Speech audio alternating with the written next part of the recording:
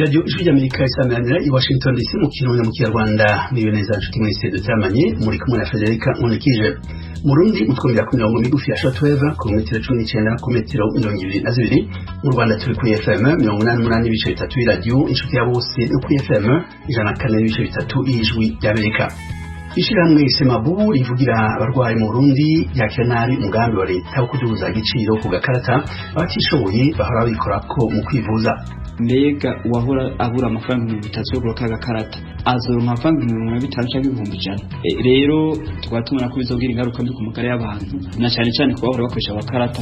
Iyo risize abana bakize umuvugizi w'ishirahamwe Semabu. Sentare Kinga mu Rwanda yaciye ihadabu Regis Rugemashuro ingana n'amafaranga 100 yo gutebesha urubanza. Ufaransa bwahanishije isosiyete igihangange n'ikoranabuhanga Google ihadabu y'amadolari miliyoni 268 kubera kwiharira isoko ryo kwamamaza. Amakuru avugwa hirya no hino ku isi yatanguriye mu gihugu ca Sudani. Ingwano y'amoko yahitanye abantu 36 mu ntara Darfur iri urengero rw'igihugu. Inkuru dushikizwa na Thomas Kamirinde. Imirwano yabaye muri wikendi ishize hagati y'abarabu bo mu bwoko bw'abatayisha n'abirabura bo mu bwoko bwa Falata bapfa ubutaka. Nk'uko ikigo ntaramakuru Suna cya leta ya Sudani kibitangaza, abantu 36 barishwe, abandi 32 barakomereka ku mpande zombi. Leta yohereje abasirikare b'inyongera. Uyu munsi yasohoye itangazo rivuga ko babashije guhagarika imirwano no gutandukanya impande zombi. Subwa mbere imirwano hagati y'amoko y'abarabu n'abirabura ibaye muri Darfur. Nko mu kwezi kwa mbere gushize umuryango w'abibumbye watangaje ko bene iyi mirwano yahitanye abantu 200 ikomeretsa 240 kandi yirukana mu byabo abaturage ibihumbi 116 barahunga. Kuva mu bihumbi 2003 Darfur iri mu ntambara yatumye urukiko mpuzamahanga mpanabyaha ruhoraho CPI rurega wari perezida wa Sudani Omar al-Bashir genocide, ibyaha by'intambara n'ibyaha byibasiye inyoko muntu. Urakoze Thomas. Mu majepfo ya Pakistani gari ya moshi zibiri zasekanye uyu munsi kwa kane hapfa abashika 3 abandi 50 barakomereka. Inkuru dushikirizwa na Eugenie Mukankusi. Abashinzwe ubutabazi baracyari mu kazi kenshi bakura abagenzi mu bisigazwa bya gari ya moshi. Hari ubwoba ko umubare w'abapfuye ushobora gukomeza kuzamuka nk'uko umuyobozi Muhammad Abdullah yabibwiye abanyamakuru mu karere.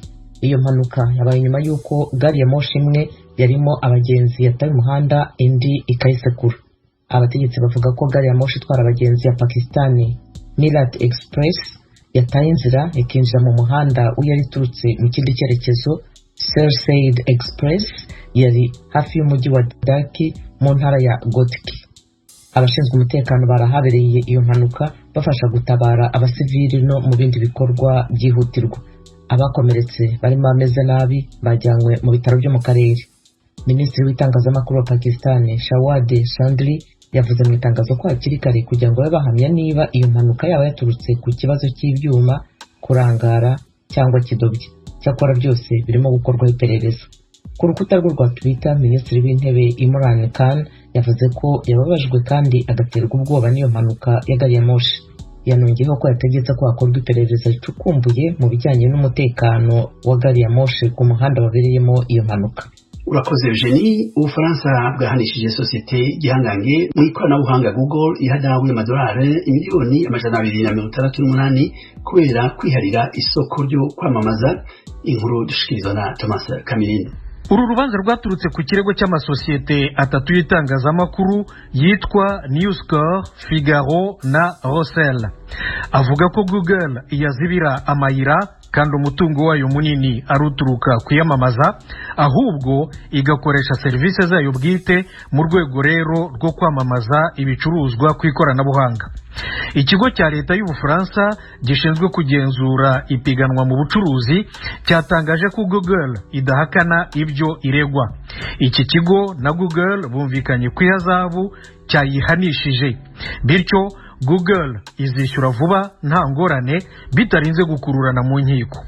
Umuyobozi mukuru w'iki kigo Madame Isabelle de Silva yatangaje ko ihazabu y'ama euro miliyoni 220 angana n'amadolari miliyoni 268 atari menshi ku gihangange Google gikize cyane, ariko ati ni urubanza rw'akataraboneka rwa mbere mu mateka ku kibazo cy'ipiganwa mu rwego rwo kwamamaza ibicuruzwa ku ikoranabuhanga. Ku ruhande rwayo Google yatangaje ko igiye guhindura imikorere yayo kugira ngo idakomeza kwikubira isoko ryo kwamamaza. muri kamurabandanya komereza iradiyo ijwi ry'Amerika isaminanira i Washington DC mu Kirundi mu Kinyarwanda. Mu kanya amakuru yo mu karere ka Afurika y'ibiyaga binini. Aya makuru tuyatanguriye mu Burundi. Ishirahamwe Semabu rivugira abagwayi ryakira nabi umugambi wa leta wo kuduza igiciro ku gakarata abatishoboye bahora bikorako mu kwivuza. Nyuma yaho inama nshingamateka y'u Burundi yemereje integuro y'iteko igenga amafaranga leta izokoresha. Inkuru yateguwe n'ijwi ry'Amerika ifatanije n'abanywanyi bayo mu Burundi, tugiye kwishikirizwa na Desire Hatungimana ari Kigali mu Rwanda. Kwigenekerezo rya 14 kuno kwezi kwa gatanu umwaka wa 2021 turimwo, umushikiranganje ajejwe ubutunzi yararamutse yitaba ubutumire bw'inama nshingamateka. Umushikiranganje Domitien Ndeho kubwayo yari yagiye gusigura abashinga amateka biri mu nteguro y'itegeko rigenga amafaranga leta y'u Burundi izokoresha mu mwaka wa 2021 ushira 2022. Mu gisata kijanye n'ivyo kubungabunga amagara y'abantu vyibonekeje ko agakarata kahora gakoreshwa na bamwe mu Barundi bafise amikoro make mu kwivuza. Leta y'u Burundi ifuza ko koduzwa kakava ku mafaranga 300 vy'amarundi. Bamwe mu bashinga amateka bakiriye nabi ico cifuzo ca leta y'u Burundi. Kamu ikava ku 300 kaja ku 2025, no kuvuga yoba yongerekanye inshuro amajana 833 kwijana. Iyo disproportion mwumva biteye ubwoba. Igituma baduza amafaranga kuri aba barinzi, kuri abantu bato kandi biriko barakora umwanya wose kugira turonke ivyo dufungura, bagaca babongereza amafaranga kuri kandi bayizeneye gose. Ayo mafaranga ntiyoshoboye kuva ku yandi mariburike 07. Ibitabujije ariko kwiyo nteguro y'itegeko rigenera amafaranga leta izokoresha mu mwaka uza yemezwa. Ntibwakeye kabiri uburongozi bw'ishirahamwe Semabu rivugira abagwayi mu Burundi yerekanye amakenga, rishikiriza ko igiciro leta yifuza gushinga ku gakarata kiza cunyura ubuzima Barundi babayemwo. Sylvain Habanabakize avugira Semabu mu kiganiro n'abakunzi b'ijwi ry'Amerika avuga ko n'igiciro cyahora kitahora corohereza abagwayi batari bake. Amakenga dufise kandi tuvuga ko afise ishingiro nuko ugerageje kuraba naje amafaranga 300 yari ngorane kugira abantu bayaronka, si bose bayaronka. Rero tukatwibaza ibibazo duti mbega uwahora abura amafaranga 300 yo kuroka gakarata azoronka amafaranga 250 cyangwa 100. Ayandi makenga ya kabiri tugira nukuntu leta izotandukanya umuntu afise ubushobozi bwo kuronka amafaranga 250 n'uzoronka 100. Rero tugatumana ko bizogira ingaruka mbi ku magara y'abantu, na cyane cyane ko bahora bakoresha abakarata. Iryo shirahamwe rivugira abagwayi mu Burundi ridashimishwa n'iduzwa ry'igiciro cy'ago gakarata ko kwivuriza ko risaba leta y'u Burundi kuronderera handi amafaranga yo gukoresha. Sylvain Habanabakize avugira Semabu. Rero ico dusaba leta nuko yoba irabangira kuri yo ngingo, leta ikaronderera handi yoduza amafaranga yo gukoresha mu kigega, ikarondera mu kindi gisata ariko itaraje mu gisata c'amagara y'abantu. Iyo dusaba leta hamye dusaba abora bashaka akarata nuko bobangira bakarindira bihanganye, kumbure ibitwo turavuga leta izo bikorerako ngo baramu ubutunzi buri mu miryango. Twasaba ko ijya ngingo batoyemeza. Umushikiranganje ajejwe ubutunzi aratahura ibisabwa na bamwe mu bashinga amateka n'ishirahamwe Semabu rivugira abagwayi mu Burundi. Umushikiranganje Domitien Ndeho kubwayo yashikirije ko leta idafise intumbero yo kunaniza birongoye, agasigura ko igiciro ca kera kuri ago gakarata catumye leta igira gahombo mu myaka iheze. Aha rero ikarate basanze muri uyu mwaka uheze n'ukurikira imbere yaho tumaze kugira amariyere y'imiliyari 21 ku kuvuza abantu biciye kuri kajya gakarata. Byumvikana yuko dutegerezwa kurondera mekanisme de financement iri efficace durable ituma n'abatishoboye bavuzwa, kamere ndetse n'abishoboye bavugwa. Dutegura kugira ngo turemere uyu canke turemure ururiya, dutegura kugira ngo ubuzima bw'igihugu bw'abene muri rusange ushobore kugira intumbero imeze neza. iyo nteguro y'itegeko rigenga amafaranga leta izokoresha mu mwaka uza imaze kwemezwa n'inama nshingamateka yongororijwe mu nama nkenguzamateka kugira nayo iyemeze canke yihakane. Mu kigabane kijanye n'igiciro c'agakarata kam, iyo nteguro itomora ko abari mu bukene buzura inzara bazovuzwa ku buntu, abari hagati na hagati bakazosabwa kugura ako gakarata ku 2025, abifise nabo bakazokagura 100 vy'amafaranga y'amarundi ari hamwe atagihimutse muri iyo nteguro y'itegeko. Ako gakarata kam kahora gafasha abarundi kwivuza kahora ku giciro c'ibihumbi 3 by'amafaranga y'amarundi. Leta yahora irihira umugwayi 80% mu gihe umugwayi yahora yirihira 20% yayo yivurijeko. Dukubite mu Rwanda ho mu mucamanza muri sentare y'ingurizwamo imanza yahanishije Regis Rugemanshuro ihadabu ingana n'amafaranga 100 yo gutevya urubanza uyu muyobozi mukuru w'ikigo cy'igihugu cyo kwiziganiriza kw'abakozi mu Rwanda RSSB aregwamwo kugarariza icemezo categetswe na sentare y'ingurizwamo imanza mu mwaka wa 2019. Inkuru dushikirizwa na Eric Bagirubusa.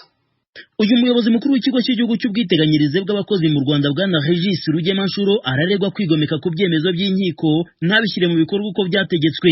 Ni mu rubanza umuturage witwa Eric Twagiramungu mu karere ka Gasabo arega ko ikigo RSSB cyamurangaranye ntikimuvuze nyuma yo gukorera impanuka mu kazi. Igihano urukiko rw'ikirenga rwahanishije umuyobozi mukuru w'ikigo cy'igihugu cy'ubwiteganyirize bw'abakozi mu Rwanda RSSB yagishingiye ku myanzuro yagejeje mu rukiko imburagihe. Ni imyanzuro yiregura ku kirego bamurega ko yanze gushyira mu bikorwa icyemezo cyategetswe n'urukiko rw'ikirenga mu mwaka ushize 2019. Muri iyo myanzuro umucamanza avuga ko urego yamenyeshejwe urubanza ku gihe. Umucamanza Madame Aloysia Cyanzayire yavuze ko bigaragara ko mu buryo bw'ikoranabuhanga ko imyanzuro y'umuyobozi mukuru w'ikigo cy'ubwiteganyirize bw'abakozi mu Rwanda yageze ku rukiko ku mugoroba wo kuwa gatanu w'icyumweru gishize amasaha y'akazi yarangiye. Yavuze ko yayibonye saa 2 za mu gitondo wo kuri uyu wa mbere. Muri iyo myanzuro itagarutsweho ko yakabaye mu rukiko umuyobozi mukuru wa RSSB bwana Regis Rugemanshuro anatangamo inzitizi yo kutakira ikirego cy'umuturage. Avuga ko Eric Twagiramungu yatanze ikirego atabifitiye ubushobozi. Umuyobozi mukuru wa RSSB agasaba ko umurega ashaka undi muntu wamuhagararira. Maître Cyril Kayiranga uhagarariye umuyobozi mukuru wa RSSB yasobanuye ko yabanje guhura n'umuyobozi kugira ngo bumusobanurire imiterere y'ikirego kandi ko hari ibimenyetso ikigo kitari cyakamugejejeho.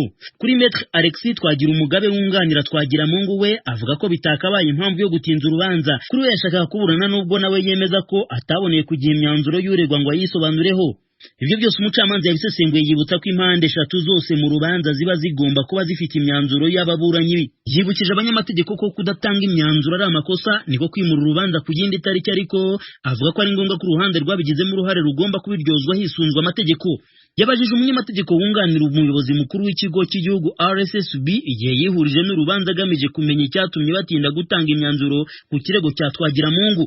Ibaruwa y'ubwanditsi bw'urukiko rw'ikirenga itegeka umuyobozi mukuru wa RSSB kwitaba urukiko rw'ikirenga dufiteho kopi biboneka ko yageze kuri RSSB ku itariki ya 9 z'ukwezi kwa 4 uyu mwaka n'ubwo urubanza rwaje gusubikwa ku zindi mpamvu. Maître Kayiranga yavuze ko mu bihe bitandukanye habanje kuvuka impaka mu kigo cy'igihugu cy'ubwiteganyirize bw'abakozi. Avuga ko bamwe barimo umuyobozi mukuru wacyo Rugemanshuro bumvaga ko agomba kunganirwa n'abasanzwe bunganira leta mu manza kuko RSSB ari ikigo cya leta. Abandi bakavuga ko Rugemanshuro yarezwe ku giti cye atarezwe mu izina ry'ikigo akuriye, biba intandaro yo gutinda gutanga imyanzuro. Yisunze ingingo z'amategeko ku batinze urubanza, umucamanza Cyanzayire yasobanuye ko bigaragayeho ahanishwa ihazabu itari munsi y'ibihumbi 20 by'amafaranga ariko itarenze ibihumbi 200. Yahanishije Rugemanshuro ihazabu ingana n'amafaranga 100,000 nyuma yo kumuhamya gutinza urubanza. Yavuze ko mu gutinza urubanza byatumye uruhande rumurega ndetse n'urukiko badategura urubanza neza. Umucamanza kandi yavuze ko mu gutinza urubanza byambuye uburenganzira uruhande rurega ntirwasubiza ku myanzuro yatanzwe n'uruhande rw'umuyobozi mukuru wa RSSB. Umucamanza yimuriye uru rubanza ku yindi tariki ariko ategeka ko bitarenze ku wa 3 w'iki cyumweru umunyamategeko Alexis Twagirumugabe uhagarariye Eric Twagiramungu agomba kuba yashyikirijwe urukiko imyanzuro isubiza ku bivugwa na Rugemanshuro. Imvano y'urubanza rwatangiriye mu rukiko rwisumbuye rwa Nyarugenge mu mwaka wa 2013 kugera na magingo aya. Mu mwaka wa 2012 Eric Twagiramungu wakoreraga Trust Company Limited yakoreye impanuka mu kazi kandi agomba kuvuzwa n'ikigo cy'igihugu RSSB n'icyamuvuza. Inkiko zavuze ko yavurizwa ku gihe byashobokaga ko yari bukire. Muri uko gusiragira urukiko rw'ikirenga mu 2019 rwategetse Minisiteri y'Ubuzima ishyiraho itsinda ry'abaganga basuzuma ubuzima bwa Twagiramungu. Urukiko ruvuga ko iryo tsinda ryasanze impanuka Twagiramungu yakoze ntavuzwe yaramuviriyemo ubumuga bwo mu mutwe ku kigero cya 80%, naho ubumuga bw'ingingo bwo buri ku kigero cya 20%. Kugeza ubu Twagiramungu aza mu rukiko ari mu mbago ebyiri z'ibyuma zimufasha gusindagira yavuga nabwo aharadedemanga ku buryo haraho byumvikana ko bimugoye guhuza ijambo n'irindi mu buryo bwihuse. Nyuma yo kwanzura ko atsinzwe mu kwezi kwa 7 kwa 2019 urukiko rw'ikirenga rwategetse ko umuyobozi mukuru wa RSSB yishyura Twagiramungu miliyoni 19 z'amafaranga y'indishyi y'akababaro kandi akazavuzwa ubuzima bwe bwose mu bitaro bishoboka byose. Amafaranga y'ubwiteganyirize bw'abakozi akabakaba mu 30,000 kandi nayo Twagiramungu agomba kujya yafata buri kwezi yaba ariho cyangwa atariho. Mu byifuzo bye Twagiramungu yabwijwe rya Amerika ko hawe miliyoni 30 agakomeza no kubona amafaranga y'ubwiteganyirize ya buri kwezi ashobora kujya kwivuza ku giti cye. Aravuga kandi ko igihe RSSB yakwemera kumuha miliyoni 100 amafaranga y'ubwiteganyirize ya buri kwezi agahagarara nabyo byamunyura. Urubanza ruzakomeza ku itariki ya 14 z'uku kwezi kwa gatandatu. Bagira ubusa ijwi rya Amerika i Kigali.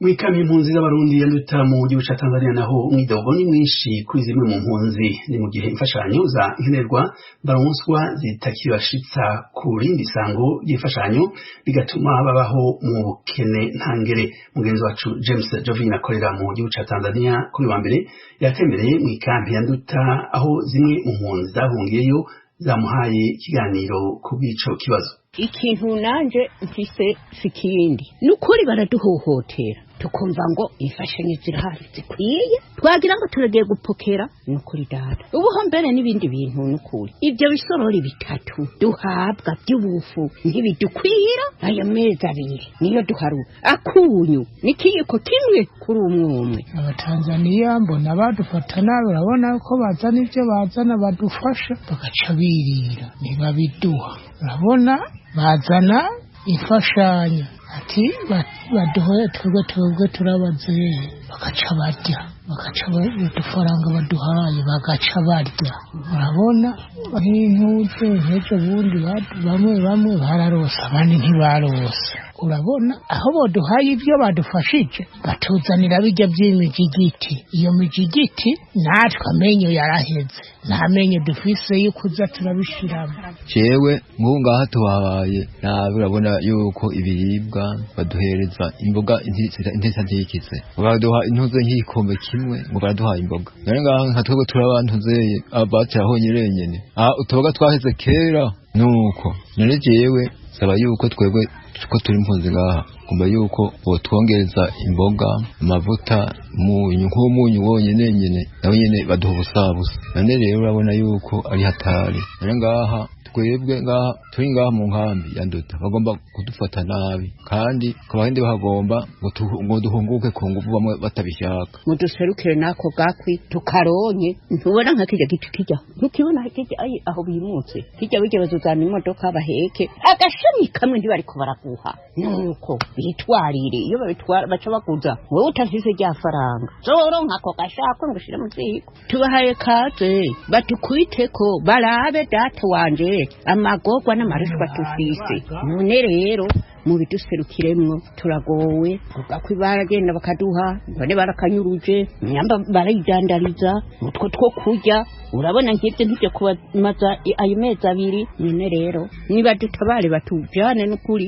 ahantu kumbure batwimurire turonye kudukwiye baduha ibyo kurya gucya ngo babadirishe n'ubwo bushaza cyangwa ubwo bugari bose bagaca bakatisha bagaca batwara. None twebwe ahubwo tubayeho nabi ituma tubayeho nabi ntacyo tufise turya inyuma y'ikijiji ntawe ukandagirayo ntawe ugira gute aze guhiga yakunyu ako kunyu tuzoza turagakura hehe ni ukuvuga mu nkambi ubwa mbere tugishika hari ibintu byinshi twaronka ishyirahamwe ryari rihari ryaradufashe cyane rikatwitaho mu kuduha udukoresho tw'abakenyezi utudobo amasabuni amavuta mugani gushika uyu munsi ubu iryo shyirahamwe ritanguye ibyo bintu ntabyo tubona nk'ubu mu nkambi ntidushoboye guca inyuma y'inkambi ngo tujye kurondera agahera ko kugura udukwi turita nyine tukajya mu mapoli gusenya ugahura n'ibibazo ugafatwa ku nguvu abandi bagakubitwa bakagirwa nabi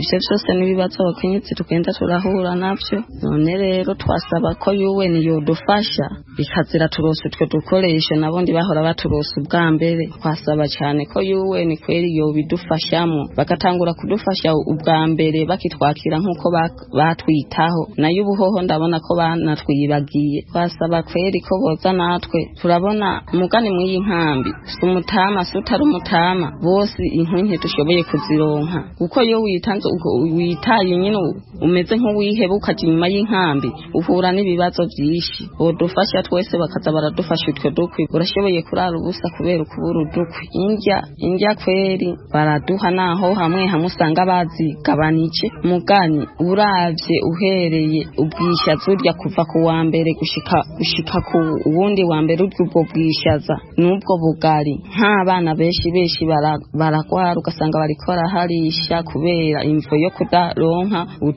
utundi dufungurwa uwo bahindurira ivyo vyose kweri n'ibibazo twasaba ko mwoza muraduhindurira mukaduhindurira uduharage agaceri tuze turanyuraniriza abana tubutse inshuti mwese ko muriko murabandanya kumviriza iradiyo ijwi ry'Amerika isamira i Washington DC mu kirundi mu kinyarwanda ko umuvuduko mu by'ubuhinga bwa none ugenda urushirizaho gutera imbere ubuhinga bwa none mu by'ubutunzi ubucuruzi n'amasoko navyo ntibisigara inyuma muri iyi minsi havugwa cyane ubwiyongere bw'amafaranga adafatika mu ntoki yo kuri internet azwi mu Congereza nka cryptocurrency muri yo hari nk'ubwoko bw'ifaranga banga rya Bitcoin yagiye hagaragara ubwa mbere mu mwaka wa 2008 kuva icyo gihe hamaze kuvuka ayandi menshi ku buryo amaze kurenga 4,000 uko agenda avuka ni nako abantu barushirizaho bakaguramo imitahe bakayibikako ayo mafaranga banga akora gute uyaronka gute agenzurwa nande